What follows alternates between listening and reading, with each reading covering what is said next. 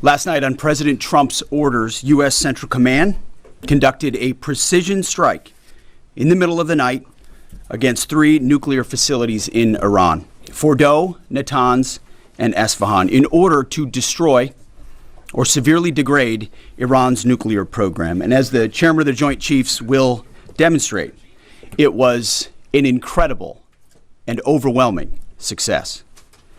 The order we received from our commander-in-chief was focused, it was powerful, and it was clear.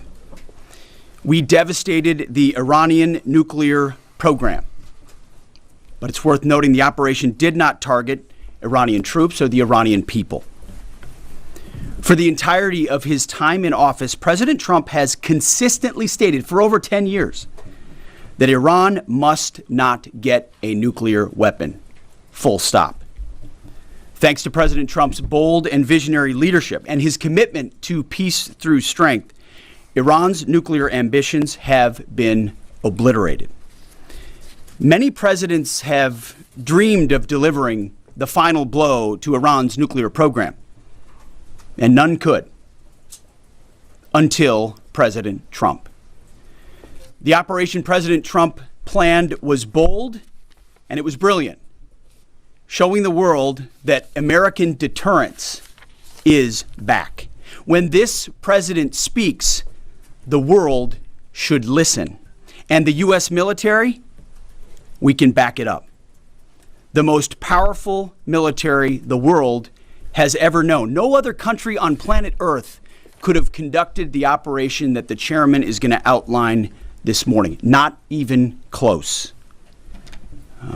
Just like Soleimani found out in the first term, Iran found out when POTUS says 60 days that he seeks peace and negotiation, he means 60 days of peace and negotiation. Otherwise, that nuclear program, that nuclear capability will not exist. He meant it. This is not the previous administration. The President Trump said no nukes. He seeks peace, and Iran should take that path. He sent out a truth last night saying this: any retaliation by Iran against the United States of America will be met with force far greater than what was witnessed tonight. Signed, the President of the United States, Donald J. Trump. Iran would be smart to heed those words. He's said it before, and he means it. I want to give recognition to the Chairman of the Joint Chiefs of Staff, the Joint Staff, General Eric Kurilla at CENTCOM, who did a phenomenal job, he and his staff, all of CENTCOM. Policy, across the board, this was a joint effort, and across the Pentagon effort. I want to recognize the pilots who flew those bombers, who flew those fighters, who flew those refuelers, warriors. I want to recognize the sailors on those destroyers, in those subs, on those carriers, warriors, all of them. I want to recognize our soldiers doing air defense, base defense, QRF, warriors, all of them. Every American involved in this operation performed flawlessly. And I want to give recognition to our allies in Israel as well. This is a plan that took months and weeks of positioning and preparation so that we could be ready when the President of the United States called. It took a great deal of precision. It involved misdirection and the highest of operational security. Our B-2s went in and out of downtown Tehran, of these nuclear sites, in and out and back without the world knowing at all. In that way, it was historic. A strike that included the longest B-2 Spirit bomber mission since 2001 and the first operational employment of the MOP, a massive ordnance penetrator. The mission demonstrated to the world the level of joint and allied integration that speak to the strength of our alliance and our joint forces. As President Trump has stated, the United States does not seek war, but let me be clear. We will act swiftly and decisively when our people, our partners, or our interests are threatened. Iran should listen to the President of the United States and know that he means it, every word. I want to give congratulations to our Commander-in-Chief. It was an honor to watch him lead last night and throughout, and to our great American warriors on this successful operation. God bless our troops. God bless America. And we give glory to God for his providence and continue to ask for his protection. I turn it over now to the chairman for specifics.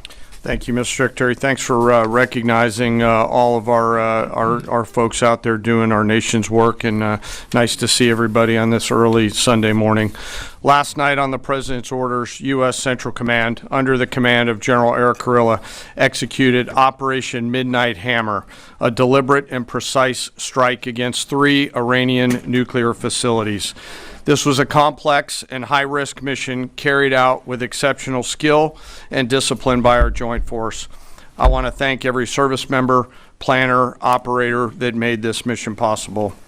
Their actions reflect the highest standards of the United States Armed Forces.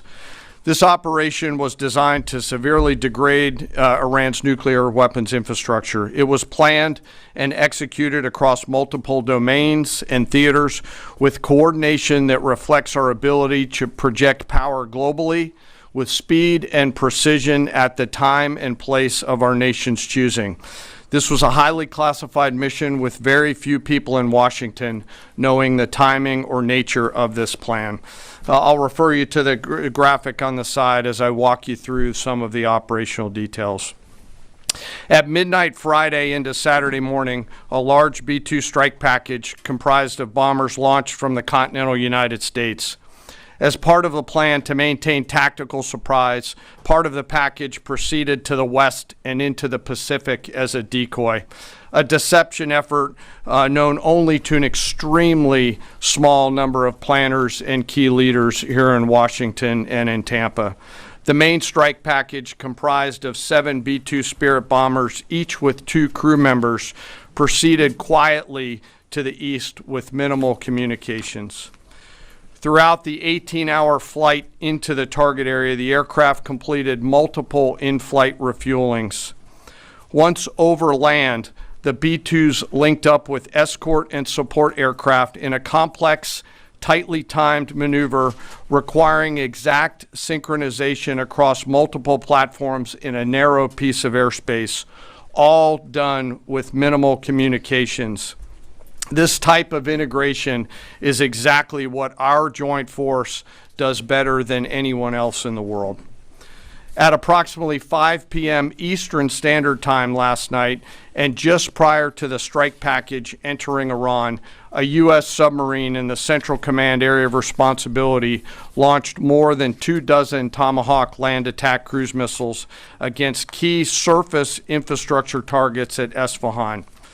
As the Operation Midnight Hammer strike package entered Iranian airspace, the U.S. employed several deception tactics, including decoys, as the 4th and 5th generation aircraft pushed out in front of the strike package at high altitude and high speed, sweeping in front of the package for enemy fighters and surface-to-air missile threats.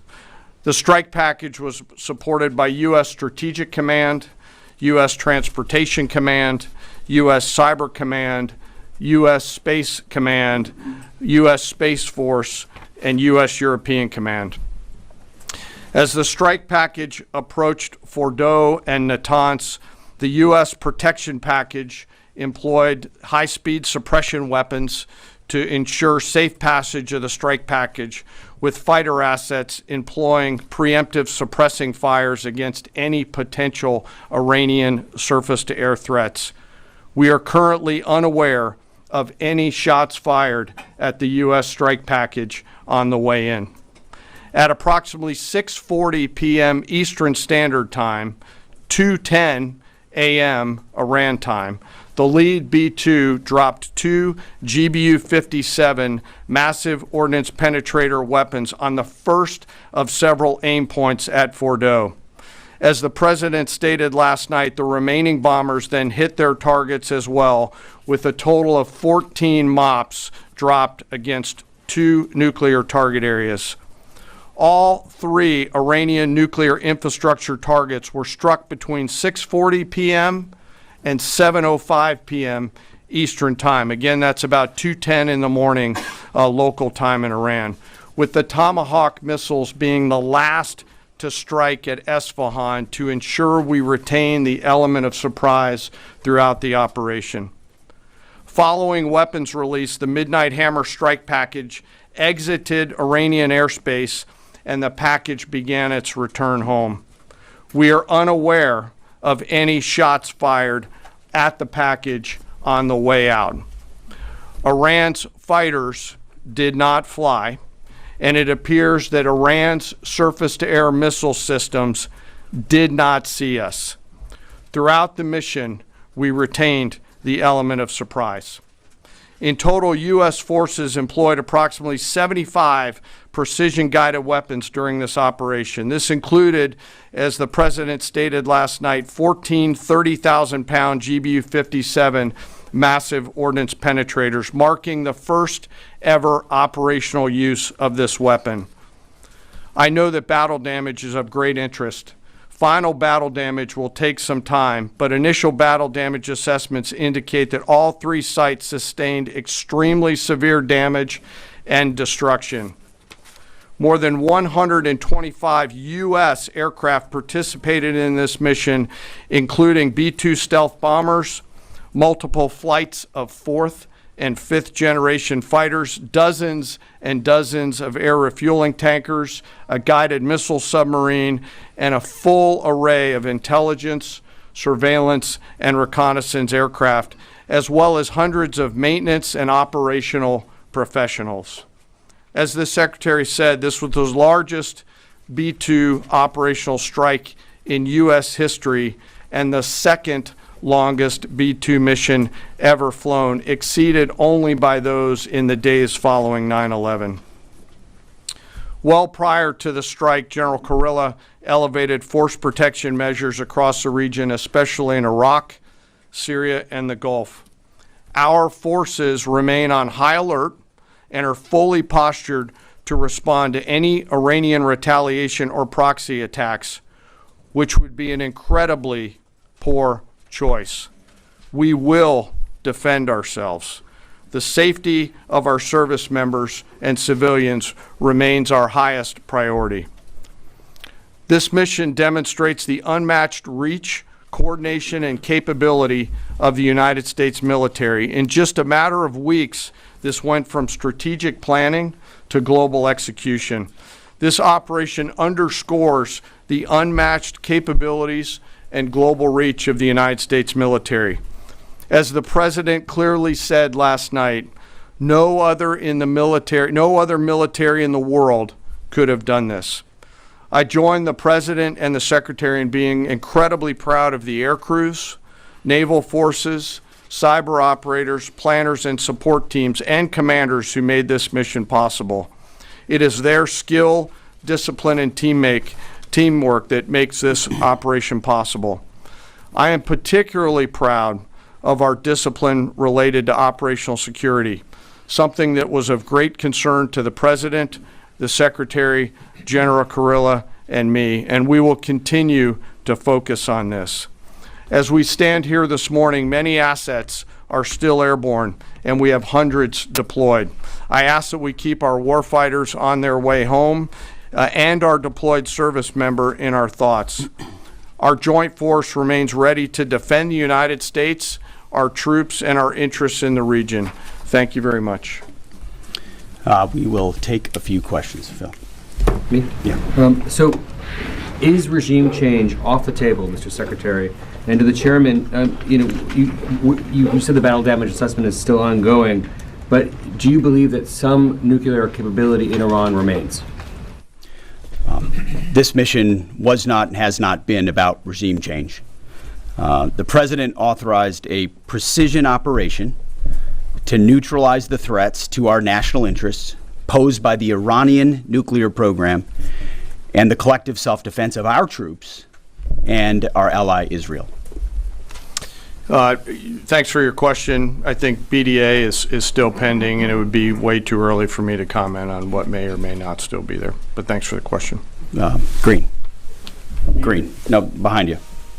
Excuse me, Mr. Secretary, can you tell me, was there a particular moment when the president decided to pull the trigger on this operation where he said, now, rather than being, something in the holster, now we're going to pull the trigger on it?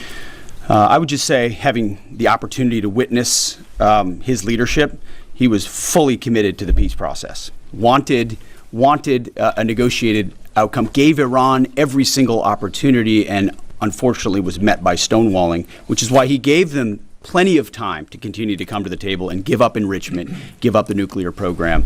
But there was I won't say the particular moment, there was certainly a moment in time where he realized that it had to be a certain action taken in order to minimize the threat to us and our troops. Yeah. General, you say that General Kurilla increased force protection in Iraq, Syria, and Gulf, and those areas. Were they given any advance warning the attacks were coming?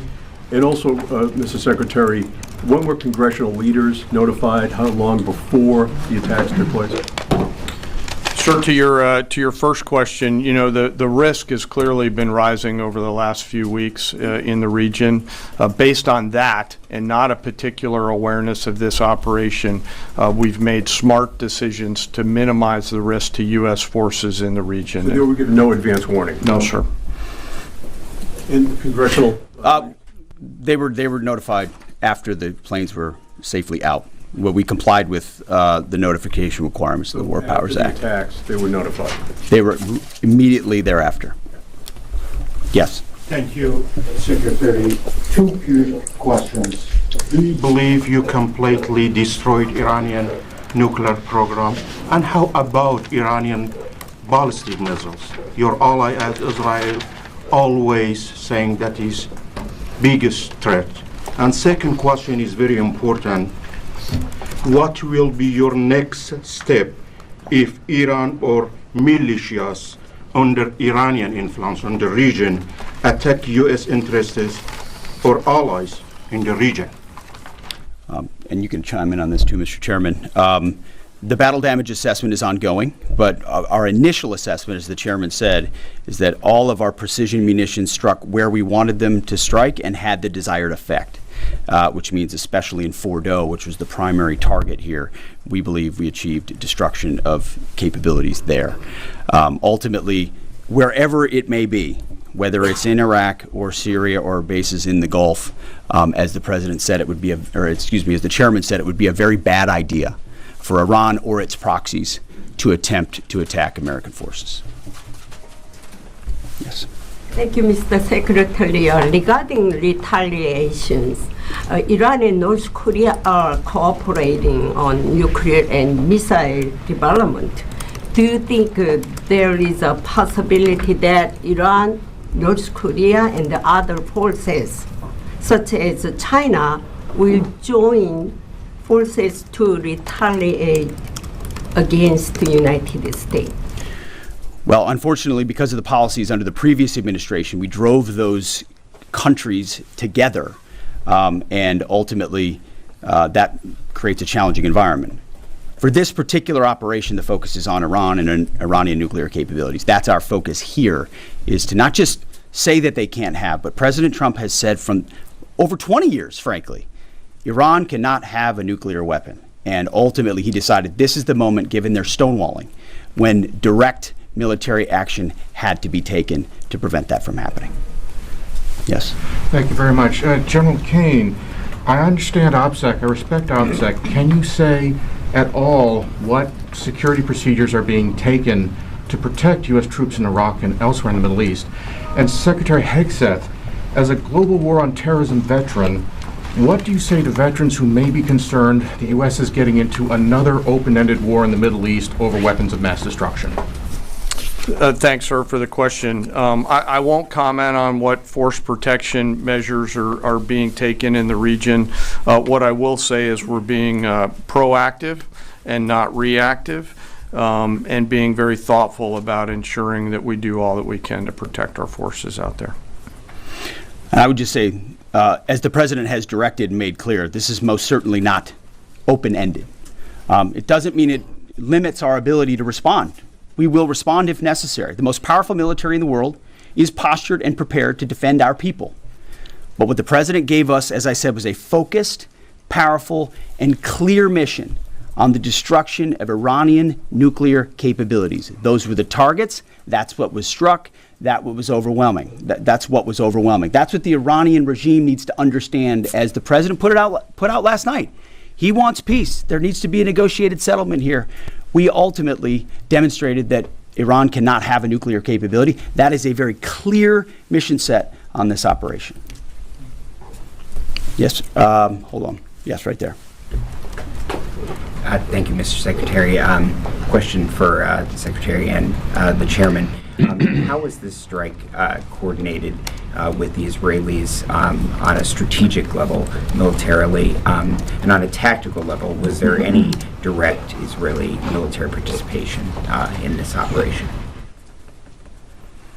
Well, I would say certainly Israel had an incredible military success, especially at the beginning and ongoing, in degrading Iranian capabilities, in degrading Iranian launchers, MRBMs. It's been incredible to watch what our ally Israel has been able to do. And there certainly have been conversations. I mean, General Kurilla at CENTCOM has worked closely in the defense of Israel for many years. And part of this operation was the defense of Israel and the ongoing defense of Israel. But as it pertains to this strike, this was U.S. operated and U.S. led. We took advantage of some of the preparatory work that's been done over the past week and a half in terms of axis of approach. I won't get into the particulars, but as the Secretary said, it was a U.S. strike. We made sure we were not in the same piece of airspace and sky. Aside from that, that was the extent of it. We'll take a couple more. Yeah, right there. Question to the Secretary first. Are you concerned whatsoever now about the reaction from U.S. allies given the strike, particularly those in the Gulf? And to the Chairman, if I may, I understand you don't want to speak to specific assets and force protection measures, but do you anticipate at least having to bring in any further assets from other theaters to aid in force protection over the coming days? We certainly understand the challenges of allies in the region. And we have been respectful and in working in collaboration with them as it pertains to basing and sensitivities there. Ultimately, they've got a lot of assets and people in those locations also where American troops are co-located. So that's a consideration of ours. We've been in close consultation with them, and we appreciate the support that we have got. Thanks for the question on sort of the global picture, and as you know, that's one of my jobs, is to look globally at the entire range of challenges. We are always carefully considering our force posture around the world and then offering options to the Secretary and to the President. I won't comment on any future things, but the American people should know that we carefully consider those moves around the world and try to modulate as needed our force structure in the region. Absolutely. Yeah, right here. Thank you. What communications are being sent to the Iranians right now, and is there any possibility of diplomacy now or in the coming days? I can only confirm that there are both public and private messages being directly delivered to the Iranians in multiple channels, giving them every opportunity to come to the table. They understand precisely what the American position is, precisely what steps they can take to allow for peace, and we hope they do so. Yes. The president may not want an open-ended conflict. The Iranians may disagree. Are you prepared for a protracted war? Well, anything can happen in conflict. We acknowledge that. But the scope of this was intentionally limited. That's the message that we're sending. With the capabilities of the American military, nearly unlimited. So Iran, in that sense, has a choice. But we've made it very clear to them, this is nuclear sites, this is nuclear capabilities, this is the line that the president set, and we set that back. Now is the time to come forward for peace. But I think one of the takeaways from this as well is the unprecedented level of ongoing cooperation. I can't speak highly enough of the chairman and his staff and General Kurilla in CENTCOM, what they've done to look around the corner, to pre-position, to understand how an operation like this comes together. The scope and scale of what occurred last night would take the breath away of almost any American if you had an opportunity to watch it in real time. And I think Tehran is certainly calculating the reality that planes flew from the middle of America in Missouri overnight, completely undetected, over 3 of their most highly sensitive sites, and we were able to destroy nuclear capabilities. And our boys in those bombers are on their way home right now. We believe that'll have a clear psychological impact on how they view the future, and we certainly hope they take the path of negotiated peace. But I could not be more proud of how this building operated, of the precision, the sensitivity, and the professionalism of the troops involved in this effort. I will take one more. We'll take one more question. Yes, right there. Thank you, Mr. Secretary. Concerning the justification for these strikes, in March, the Office of the Director of National Intelligence released their threat assessment, concluding, quote, Iran is not building a nuclear weapon, and Khamenei has not authorized the nuclear programs he suspended in 2003, unquote. So what new intelligence does the U.S. have since then that the Iranians have changed their position on nuclear weapons? And does this new intelligence come from U.S. sources and methods, or are we getting this information from other countries? Well, I would just simply say that the president's made it very clear. He's looked at all of this, all of the intelligence, all of the information, and come to the conclusion that the Iranian nuclear program is a threat, and was willing to take this precision operation to neutralize that threat in order to advance American national interests, reduce the Iranian nuclear program, and obviously collective self-defense of ourselves and our allies. So he looked at all of it, understood the nature of the threat, and took bold action I think the American people would expect in a commander-in-chief.